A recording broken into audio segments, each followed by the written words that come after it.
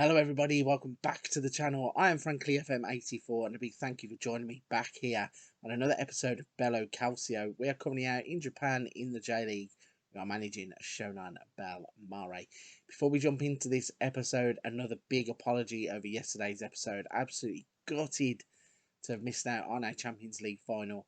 We did kind of hash it together, but I found out it was a hotkey on the keyboard that I think stopped the recording after about 20 seconds, which meant that even though I'd done the team lineup the whole game, I only got 20 seconds worth of footage, which meant that we then had to go into the recap mode. Luckily, you got to see us win the game anyway. You got to see the goals and you got me to talk you through everything that had happened. But still, the train rolls on. We are on to another game. And in today's episode, we are facing off against Kashiwa Reysol. We are into the semi-final of the Emperor's Cup. And this season really has become strung out. We are in the 14th of December 2025 and we are only now playing the semi-finals of this competition. So we aren't going to waste any time in this one. We're going to get straight on into it. You did miss one game. It was a 2-1 win against Vissel Kobe, but it was hardly worth mentioning because we had already won the league and we were concentrating on this one. So let's jump in, show you the starting 11 and hopefully run you through today's game with no hitches. Here we go then. This is going to be the starting 11 that is going to go out and face off against Kashiwa Reysol in this Emperor's Cup semi-final. Fingers crossed we are 2 games away from completing this quadruple that we keep talking about. So let's introduce the team then. We have got Tani back in goal. That is a big plus for us. Missed some months of the season with an injury. Hatano came in and deputised and he did a great job. But Tani is back. He has also signed a brand new 4-year deal, which didn't look likely. He was sulking a little bit in the in between of his injury, and he basically told me that he wanted a big lump of money or he was off. Eventually, he managed to be persuaded to sign a new £800 a week contract for the next 4 years.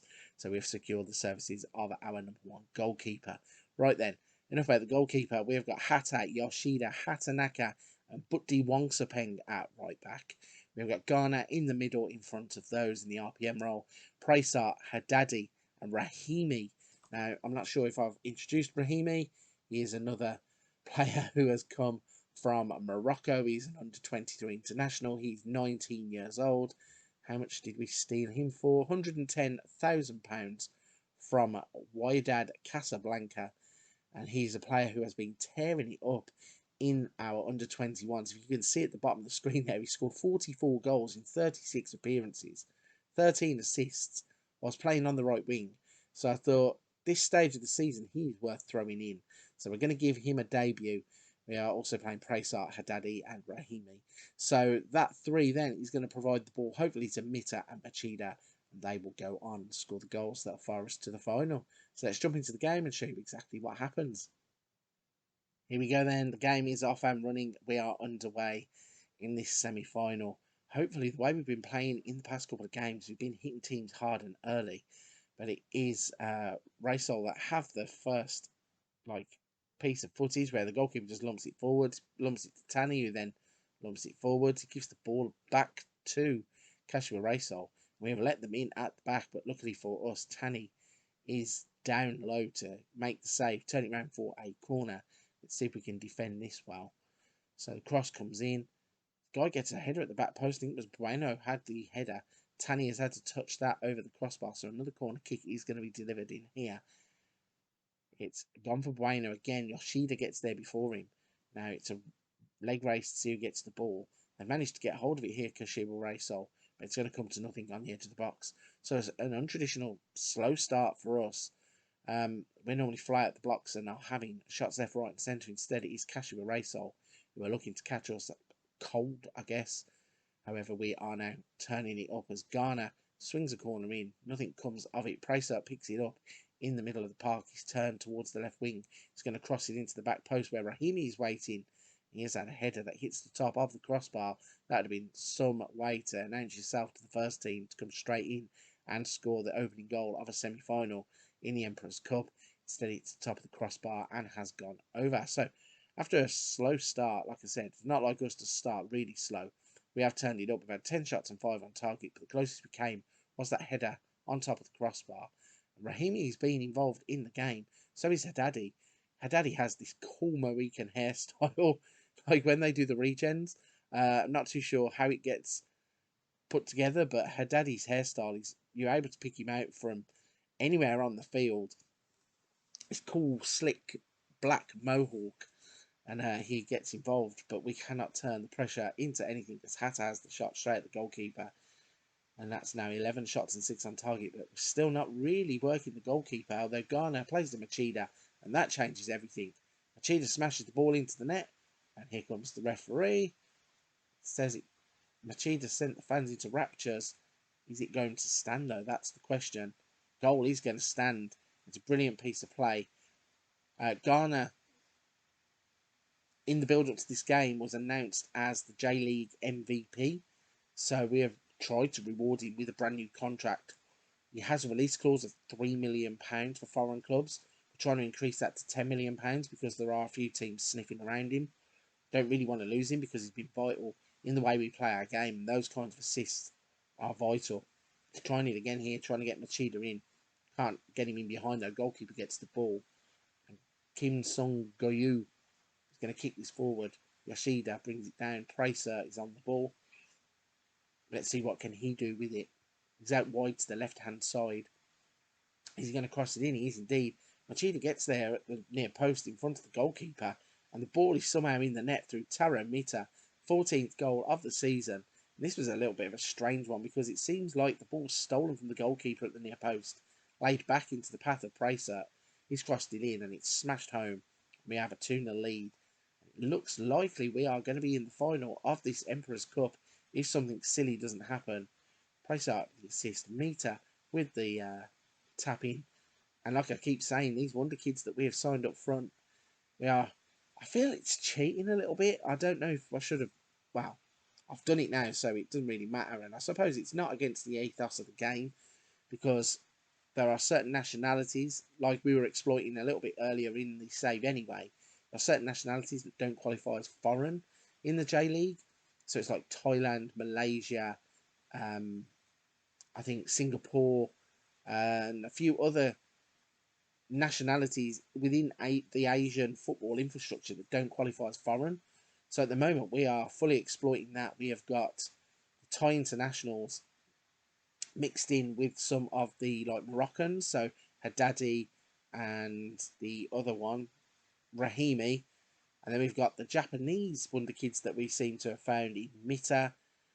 There's Haddadi. He looks miles offside here. Oh my gosh. How did but D Wongsapeng, and there's another name for the Thai Wonder Kids.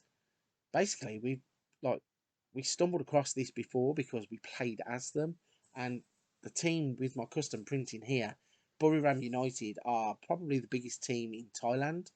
Like, apologies if there are somebody bigger at the moment, but they have the de facto stars in like Superchok, and they have Supernat. They also in this game have a Kanik Panya, so I'm not too sure if he signed for them in real life in the game, but they at some point had Kanik Panya. So they've got some big names, but they were also great because they have the best youth facilities, I believe, in the Toyota League. Might change name actually now. In the Thai League, and basically we've just gone and cherry picked them every single time they've had a crop of intake. We're just going there, picking up players like Butti, Wong Sapeng, players like Praysart. There's a few others that are in our youth teams that we are going to be bringing through in the next couple of seasons. So I think, as crazy as it sounds, we probably could field an entire Thai 11.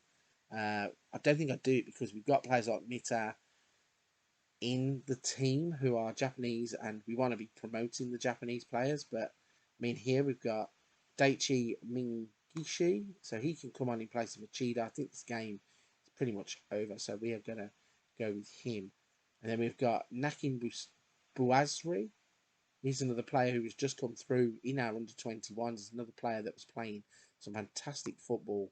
And if we were unfortunate to lose Ghana at any point, I think he's the natural replacement. So we're going to bring him on as well. We've got Uchiyama who can play up front. He's another Japanese wonder kid. So plenty of options for the save, and it's going to be interesting to see how we go from here. But yeah, definitely tapping into those Singaporean, Thai, Malaysian markets, going in and picking up some wonder kids. Plus, finding the ones from Morocco was a bit of a fluke. We found the first one, which I think was Haddadi, and he's recently been put in the first team. And then we found the next couple. What is But D Wong Sapeng doing up there? Pichai But D Wong Sapeng has scored his second goal of the season. Took it like a striker. He's playing as a right back, so not too sure why he's drifted so far up the pitch. Not too fussed anyway, because he takes this down superbly and then finishes it. I mean, the goalkeeper's dived really early, hasn't he? Don't even know really why he's diving that early, but Wong Spang puts it into the back of the net, 3-0. And as I said, the players that we are picking up from places like Thailand are contributing so much to the first team already that in the winter in Japan, which is their main transfer, like works the opposite way around to Europe. So their main transfer window is the winter, and then their secondary is in the summer. So I think when we get to that transfer window in the off season, definitely going to be looking at some of these high earning players that we've already got. The likes of Mikel Antonio is already retiring. Yoshida is going to be retiring. There are going to be certain players who are going to leave the club, and they're going to be replaced by some of these Thai youth players, and also the Japanese under 23s that have already been signed. There was a player that I failed to mention, I should have done, but he's just won Rookie of the Season for the J League. He's only 17 years old, and we already have him on a pre-contract to be coming in the winter, so in the off season. Oh my gosh, what a silly goal this is! Is this going to stand? This is going to stand. Taro Mita's got another goal. It's 4-0. Yeah, these goals have been cropping up quite recently now, haven't they? Since the match engine updates. So Rahimi with the ball. Mengishi gets the ball, plays it back to Rahimi, who headers it, hits Mita, and then he gets his own rebound off the crossbar, just side foots it into the net to give us a 4-0 lead, and that is going to book our place in the final. And that's enough, I think, of me talking about Thai Wonder Kids, because they are just contributing. All the Wonder Kids are contributing. Japanese, Moroccan, Thai. We've got some team for the future already. I know we're only in 2025, turning 2026, but once these kids hit potential, if we can hold on to them and none of those contracts are activated, because there are some players who do have these minimum release clauses, certainly ones for foreign clubs. Like I said, we're trying to install 10 million for Ghana, which I think would be a great value considering we picked him up for nothing. But we are going to be working towards that, and obviously moulding this team with the Wonder Kids to move forwards. But that's enough waffling about what's going on right here, right now. We have another game, and in 3 days' time, we're going to be playing off against Nagoya Grampus in the Emperor's Cup final. This is the final part of the four-piece. The quadruple is on. We are in the final, and you're going to have to come back tomorrow to find out if we can complete it, because I'm going to wrap this one up here. If you are new to the channel, please don't forget to hit the like and subscribe button. It helps the channel so much. Really enjoyed bringing these videos to everybody who has subscribed, everybody who's took the time to come back, watch the content. Whether you left a comment, hit the like button, hit the subscribe button, it all counts, and I'm very, very grateful for the whole lot of it. But for this one, I'm going to be leaving it there. You're going to have to come back tomorrow and see if we can complete the quad as we face off against Nagoya Grampus in the Emperor's Cup final.